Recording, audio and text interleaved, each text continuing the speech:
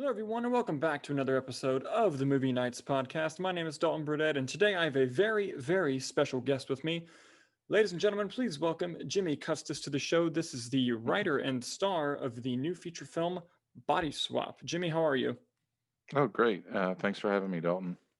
Of course, no problem at all. And, the first thing right off the bat, just, tell the audience about yourself. Just, who are you? How did you start your background and, writing and acting? And just kind of give us a little deep dive into you as a person. Yeah, I just started back in when I was real young, doing first drawing and then writing, combining words with pictures. Uh, and I like that sort of led to a filmmaking career. Awesome. And with Body Swap, it was I'd say it's safe to say it's like a comedic romance type of film. I think at its core, it's a romance film with lots of comedy, spun throughout. Obviously, the premise is known for being with that comedic relationship.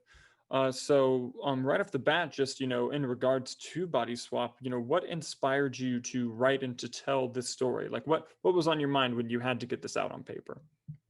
I just like the idea that you could combine two things. It seemed like a really simple concept of doing the trope of a body swap comedy with a romantic comedy. And I thought that if if people like both those things, then together they might be fun to watch. Yeah, no, I agree, and it does play with the tropes of both the rom com and body swap. I like that you pointed that out, and also, not only does the dynamic relationship between the two leads is prevalent throughout the movie, but also some of the side characters. Like I loved the brother of the lead character, the character you play. I thought the relationship with him and yourself was not only very natural, but also just almost realistic. Like I don't have a brother, but I have a sister, and even with my Uh sister, it's very much huh. so. A lot of dynamics are the same. Yeah, and Yeah. also it was really funny. I'll be vague. The relationship that the hold on, I just had the actress's name and then I lost it. Ella Jordan. Her character has with someone at work, and how that relationship kind of gets all thrown into the mix once the body swap happens. I thought that was also very interesting. So with all of that, in order to make characters that, you can write characters as well as all you want, but they really don't fully come together until you Hmm. have an actor embodying those roles, until you Yeah. have Yeah. someone, because, the casting process can be a nightmare. It can be easy. It all depends. So I just, picking your brain, what was your particular casting process like? Oh yeah. For those who want to like see the trailer before we start talking about it, go to bodyswapmovie.com and there's the trailer. Um, so yeah, the casting process has always been. I've done it for the second movie. I'm gonna have to do some more casting later because I put it on hold. But yeah, the casting process was easy-ish, but at the time, anytime someone dropped out, I went into a panic. Now I don't care because it's like everyone wants to be on a movie, so I don't take it personally if someone can't do it after they've already auditioned. I was like, why apply, why audition, and then not take the part? But sometimes they just be like, the timing, we can't. I got another job that pays more, or something, and so they'd have to drop out. And I luckily got, um, other than CJ, the rest of the cast agreed right away to do their parts. CJ, I had to like go through two or three different, go to two or three different people before I could find the person that was right for it. Awesome. Yeah, no, that's kind of good news because I've been in situations where sometimes, like you said, where you'll have the entire cast ready except there's one role, and it's not just like an easy role that anyone can play. It's like an integral, important role to the story, Mm. and so finding that right person is not only important, but it also just, of course, with the luck, just becomes impossible when things only get more difficult when there's a deadline and when you have to actually do something. Of course, that's when all the problems appear. And speaking of problems, making a film is not an easy process by any stretch of the imagination. Especially, writing a feature film in itself has to be very challenging.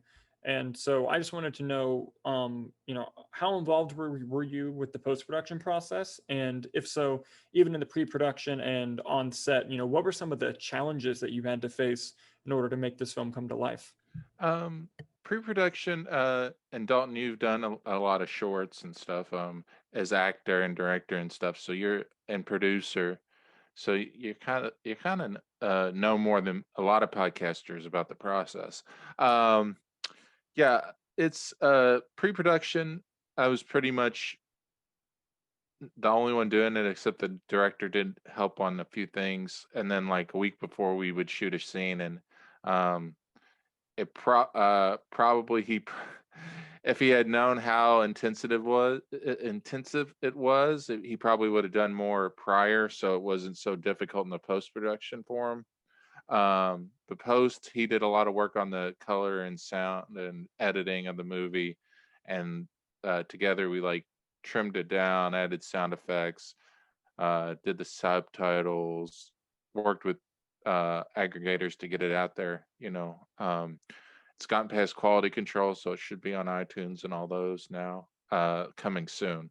Right now, the only place to see it is on Vimeo. It's in virtual cinema, like a lot of movies, but it'll be out on those later on. Awesome, awesome. That's really glad to hear. I'm excited about that. And with comedy, and also thank you about the compliment about knowing about the process. I appreciate that. But also something with comedies that's really fascinating. This does happen with dramas as well, but it's mostly in comedy. Is improv. A lot of actors, and whether it's in the moment or sometimes directors have a spot of the moment idea, and while on other types of films, those ideas, there's not a whole lot of time to flesh those ideas out on set. But with a comedy, with a romance movie, that leaves opportunity for that. So I was just curious, were there any improvisational moments on set, or was it a very cut and dry, follow the page type of thing? Um, it was an interesting one in that me and the director had made a movie that was entirely improv before. The director even said to the actresses, if the screenplay is shitty at all, just whatever. And I was like, don't call my screenplay shitty, one, but like don't say that in front of the actresses because they took all this time to do it. But he's not a big fan of screenplays, and yet at the end of the day, in editing, I think he's appreciated why you have a screenplay. It gets done quicker. It's you know what to shoot. you and you So you learn to appreciate it at the end. And then yeah, he thought there was going to be tons of improv. Even Gunnar Willis, who is someone you would think would, he did improvise a lot, so you aren't wrong to think that he would do that. But we didn't use them that much. I can't.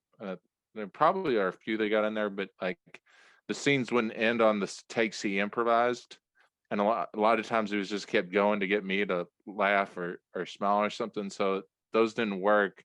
So we usually wound up using the take that just ended where the screenplay would end on a scene, so that it says it wasn't petering out like it needed a cap. So we didn't use improv on those types of situations, but because I was writer on set, I could wing if we didn't have time to get everything shot and we needed to still get the idea across that we wanted.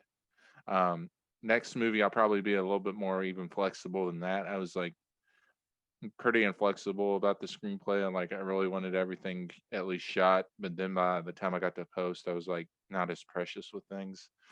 Um, but we would, since I was on set and writer, I had it in my head. I could come up with ideas that would uh, get the idea across a little bit quicker. Yeah, I know what you mean, and that's funny. You mentioned just him being on set, where a lot of the improv, the purpose was just to get people to break, and Mhm. I've been a part of that. It's fun. Actually, on the most recent film that we shot, we actually Smirnoff iced somebody in the middle of a scene, and it was really hilarious because they were really like in the moment, and then just out of nowhere it got them, and it was so funny. And it's you briefly brought up, as the process went along, you kind of got married to the script a little bit less and less, and that I find that fascinating because, being involved in filmmaking myself, I know that sometimes you shoot something or you write something and it's like for a while it's like your baby, and you're like, no one touch it like it's mine. Like, okay, Yeah, yeah. I'll let you be a part of it, but make sure you respect it and be kind. And then Uh-huh. the longer the process takes, you're just like, just do something, do whatever, Yeah, you just yeah, kind of yeah. get that way.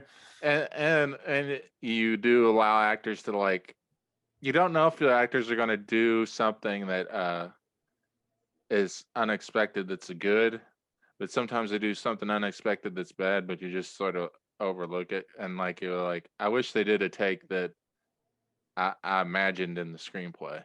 Yeah. Yeah. So Right. that's another thing I'm going to have to tackle in like directing and get.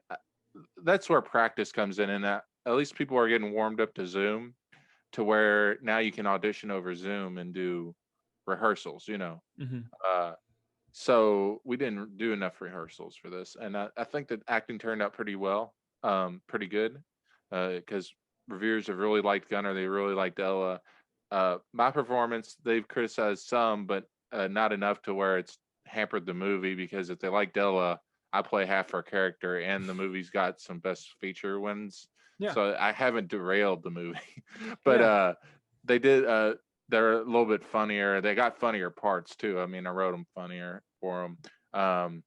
So yeah, I'm playing the straight man, so to speak, and I just like Abbott and Costello, so I let them play off of me, and I thought uh, a lot of the actors fit their parts real well. The boss um, was real good in his part. I think he gets overlooked a lot, so Yeah. No, he because it's a was very he was really funny. I loved the there what it was the moment where at the very end, okay, I'm trying not to, I'll be vague, when a well. situation. Hopefully, just go on and watch it, and we'll just Yes. go into spoilers. Okay. All right, I'll go into some spoilers, but uh your when your character is in Ella Jordan's body, and they have that scuffle or that almost sexual tension and that date with the other person, and they go to the boss's office, and the guy's like, well, like, I gotta demote you and put you on the same level, or because then that way this problem just goes away. And it, just Yeah, yeah. the way he did that was so funny. And I'll defend your performance a little bit, because I think it's important to, in a film with a bombastic idea like body swapping, you have to have something that keeps it grounded and keeps it realistic. And your portrayal was very realistic of that type of character.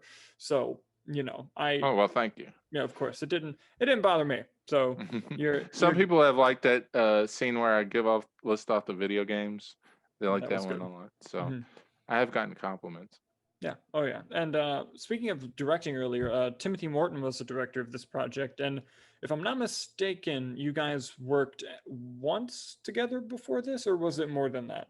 Well, I've known him since high school, and Oh, we've done okay. little projects, but nothing, nothing. I don't even know they got released, Mhm. other than New Cops. Was Yeah, that was the only thing prior. Really, was this little 50-minute movie that is entirely improvised. It's got like three different things in it where we shot parts that are like a TV show called News Cops, and then he's dreaming about being the president of the United States, and that's another thing, and then he's a regular Joe that's got a guy living with them that's like sort of just annoying him, and so that was our first, and then we decided we wanted to do something with a little bit more production. Mhm. Yeah, awesome. And the next film, I take it he is also going to be involved in the next one as well. Uh, he definitely came up with the story concept, and I'll probably be directing it. Cool. But we were working last week on stuff for Body Swap. I mean, we'll still work together, but like we're very butt heads a lot, because it's just like uh too much too much type A personalities. We want to do everything ourselves and all Yeah. this stuff. So we've come up with a concept of like giving him a less to do to not make him feel overwhelmed, and then also me not feeling like I'm getting yelled at all the time. So uh, that's the next one. She's a princess, and yeah. So he's an actor. He's got a movie you can watch on Netflix called Men Go to Battle. It Oh, played cool. at Tribeca Film Festival and AFI Film Festival. Wow. He's the lead actor in that, and lead actor in Pilgrim Song, which is another one that played South by Southwest, and that's for free on Amazon Prime. Um, and you can watch that one too. That one didn't get as good reviews, I think, but I like it. Yeah. It shows you how hard it is to get good reviews. I've looked on Rotten Tomatoes, and it's like I don't know how it. The director Martha Stevens is a very well respected director, so I Mhm. was surprised that it didn't do. Those reviews are from the time it was out in film festivals. Mhm. But I'd give it a watch if you like a smaller movie that is sort of like a character study movie. Yeah, awesome. And I'll put links to different accesses and information about all the films and Body Swap in the description Oh, below of cool. whether you're watching on Thank you. YouTube or on audio. You'll Yeah. have it all in the description. No worries. And But yeah, there's three movies you can watch for free, which is New Cops, Pilgrim Song, and Go to Battle if you have Netflix or Amazon. But you got Body Swap you got to pay. So that's our gift to you is you can watch those three movies, and then if you like it, pay to watch Body Swap. awesome, awesome. Just broadly in terms of just screenplay writing and even acting, just filmmaking in general. I find that no one just wakes up one day randomly and it's like, filmmaking, movies, that's for me. Usually it's something that they've watched or like an experience that they've had that drives them that way. So just curious for you, what are some movies that you saw, whether it was young or even just a few years ago, that inspired you to want to pursue a career in this field? I think it's just seeing movies at the theater. I would get a lot of free tickets, and so you either got them off like serials or other DVDs, or you got them just they were giving them out for screenings and stuff. So I saw a lot of movies in theaters, and I remember seeing some in the theaters like Lion King and such, like when I was a kid that I enjoyed. Spider-Man, like the 2001 one was good. Um, so I like those event type things. I was lucky to see this movie with the audience seven or eight times prior to COVID. So that was I got to see the reactions uh, and it was a good good feeling. Yeah, and so that's what sort of inspired me was just those uh, comedies and uh, John Hughes is a big influence of mine. Billy Wilder, dialogue heavy stuff. If you've noticed, is a influence. Yeah, no, that's awesome.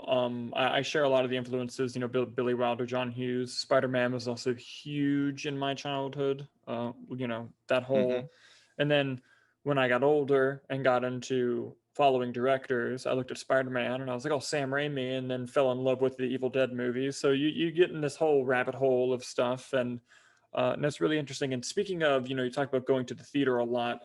To me, and then the reason why I mainly bring this up now is because of the bad state that movie theaters are currently in. Hmm. To me, there is like no experience like going to the movies. It's very overlooked in terms of just a true awesome experience. Like it's not just watching a Yes. movie; it's a night out. It's being in that room and like just the whole emotion can be controlled by the art that's in front of you, and to me that's really Hmm. fascinating. And so I just Yeah. wanted to ask you, are there any memorable movie going experiences that you'll remember like for the rest of your life? Well, yeah, like I mean, like the first Avengers is a good one. Mm-hmm. I mean, recent ones I remember, like Knives Out and stuff that I saw, like probably the last ones I've seen. Uh, yeah, I mean, even seeing my own movie with the people, the audiences, and then uh, trying to think of like high school and college ones. I mean, Kill Bill, I remember seeing those with my friends when those come out. Like you saw the first one when it comes out, and then they had a volume two, and you go see that one in theaters. And yeah, so those were some good experiences. Speaking of Tarantino, I remember when Batman I Begins, I remember seeing that one. I didn't see The Dark Knight in theaters of all things, but I saw oh Batman man, Begins in theaters. Hmm. yeah, Batman Begins was so cool to see in theaters. I recently saw Once Upon a Time in Hollywood in theaters, and Hmm. like that last half an hour, my audience just went insane. And like there's to me there's Hmm. just nothing quite like that feeling. And especially, you brought it up when it's something reacting to something that you've made. I've only, especially with short films it's more difficult, but I've only experienced like being in an like a theater with people watching something I made. I've only experienced that like 2 3 times maybe. Hmm. But each time, in the beginning it's nerve wracking because you're just like, please react where I want you to react. Like, please like I'm valid. surprised you haven't submitted to the big festivals because they actually, I think it's easier to get shorts in these big festivals, at least Yeah, relatively sized festivals. Features a little bit more of a challenge for them to get in the schedule. yeah. But yeah, I got to start, doing that to the bigger ones. With the one we just wrapped, I'm definitely going to submit to some of the more, at least yeah, not maybe not the big ones, but some of the bigger ones, and we'll see about yeah. that I'd because like to see it. Is any of your shorts online? my most recent short, Contrition, is on Amazon Prime. It's Okay. a short little horror film. It's like 6 minutes that we made. Hmm. My other two used to be on Prime, but they got taken off for some dumb reason. But Yeah, they're on YouTube, so they're available yeah, still. yeah, yeah, yeah. Um, yeah. Going back to Body Swap, really like the real final question I really have is, when the audience, watches your movie, when someone, clicks on Vimeo on demand to buy, or whenever they get it on iTunes, what if there was one thing you want the audience to take away from your movie, what would it be? Like, what's the one thing you want the people to take away from it? I like the main selling point I always say is that it's like two people becoming one, quite literally. Hmm. Uh, I just like the idea of a romance, how we would like love to be, and that sort of the two people becoming one, sort of learning about the other person, um, and making the other person better. I like all those sort of trite things. And I like, going into major spoilers in the movie. Hmm. I like that the message at the end of the movie kind of is, it really doesn't matter if they even made it back into each other's bodies. What matters is that they both make each other better people. And Hmm. so, that is kind of the, holding up a mirror and not seeing yourself, but knowing you're inside that person, like, Hmm. spiritually. I thought Yeah. was a really interesting way to really close out that story. I hope, and I took that away from the film, and I think that if that's your wish, I definitely think audiences will take that away from the film. And so on that front, you got nothing to worry about. And yeah, that's really kind of all I had for you. But before we go ahead and tell the great people where they can find you and your adventures online, and tell them where they can find more information about your upcoming projects. Okay, so just go to bodyswapmovie.com and you can watch the trailer and rent or buy it. Um, and it's you can read about it on IMDb, Rotten Tomatoes, all those things. Uh, yeah, so it's out there to check out, especially if you add my name. But I think if you look up Body Swap Movie, it's like one of the first ones. So, but if you don't want to get confused with something, there you go, bodyswapmovie.com. Awesome, awesome. I really look forward to what you're doing next. Please stay in touch, and whenever you make something else, I'd love to have you on the show again. Oh, thank you, Dalton. I'll definitely do that. Of course. And well, everybody, thank you so much for watching, and we'll see you next time.